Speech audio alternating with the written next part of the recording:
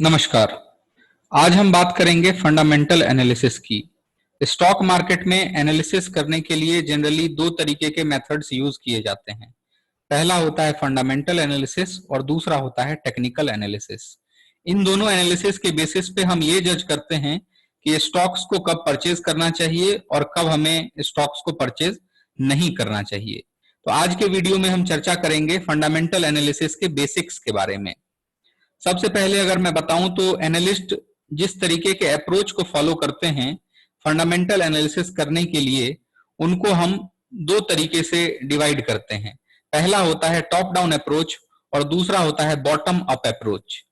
Generally दोनों approach में हम EIC एनालिसिस करते हैं, यानी इकोनॉमिक एनालिसिस, इंडस्ट्री एनालिसिस और कंपनी एनालिसिस। एक अप्रोच में हम सबसे पहले इकोनॉमी की कंडीशन को एनालाइज करेंगे, इसके बाद हम इंडस्ट्री पे जाएंगे और फिर हम कंपनी की एनालिसिस करेंगे। वहीं दूसरे अप्रोच में हम सबसे पहले कंपनी की एनालिसिस करेंगे और फिर हम इंडस्ट्री पे जाएंगे और फिर हम कंपनी की एनालिसिस को इस तरीके से देखेंगे कि इकोनॉमी की कंडीशन किस तरीके की चल रही है। तो दोनों अप्रोच में होती इन्हीं तीनों चीजों की एनालिसिस है, इकोनॉमी की एनालिसिस, इंडस्ट्री की एनालिसिस और कंपनी की एनालिसिस। बट मेथड जो है वो अलग अलग होते हैं। पहले आप इकोनॉमी की एनालिसिस करेंगे, फिर इंडस्ट्री की करेंगे, फिर कंपनी की करेंगे, और दूसरे अप्रोच में आप पहले कंपनी की करेंगे, फिर इंडस्ट्री की करेंगे और फिर आप इकोनॉमिक एनालिसिस करेंगे। अगर फंडामेंटल एनालिसिस की बात करूं तो किसी भी कंपनी की फंडामेंटल एनालिसिस करने के लिए 5 चीजों के बारे में एनालिसिस करना जरूरी होता है।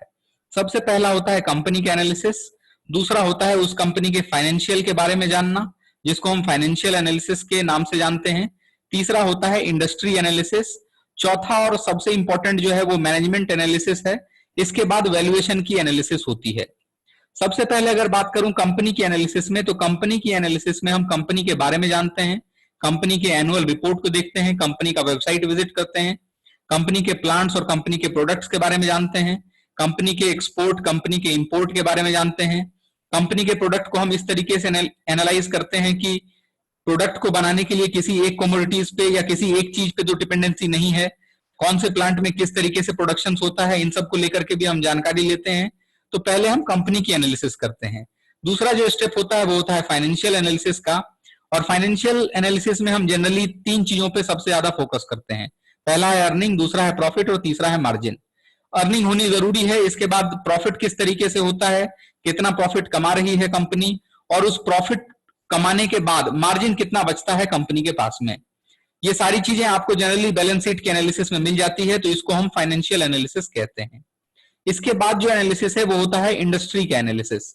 इंडस्ट्री के एनालिसिस में जनरली कोई भी इंडस्ट्री, अगर आप स्टेज की बात करेंगे किसी भी इंडस्ट्री के, तो जनरली 4 स्टेज होते हैं किसी भी इंडस्ट्री के। पहला होता है पायोनियरिंग स्टेज, जो कि काफी इनिशियल स्टेज होता है और इस टाइम पे एक्सपेंशन बहुत तेजी से होता है। दूसरा होता है एक्सपेंशन स्टेज, जब इनिशियली कंपनी छोटी होने के बाद थोड़ा बहुत ग्रो कर चुकी है, फिर उसके बाद में इंडस्ट्री जो है वो एक्सपैंड होती है।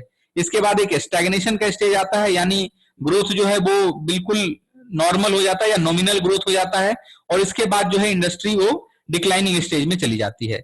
तो हम फंडामेंटल एनालिसिस करते टाइम पे हम ये जज करते हैं कि जिस भी कंपनी का हम एनालिसिस कर रहे हैं वो जिस इंडस्ट्री से बिलोंग करता है, वो इंडस्ट्री अभी किस स्टेज में है। जब हम ये एनालिसिस कर लेंगे तब हमें समझ में आएगा कि कंपनी के कंडीशंस अभी किस तरीके के हैं। इसके बाद जो है वो है मैनेजमेंट का एनालिसिस। जैसा मैंने आपको बताया कि ये काफी इंपॉर्टेंट है।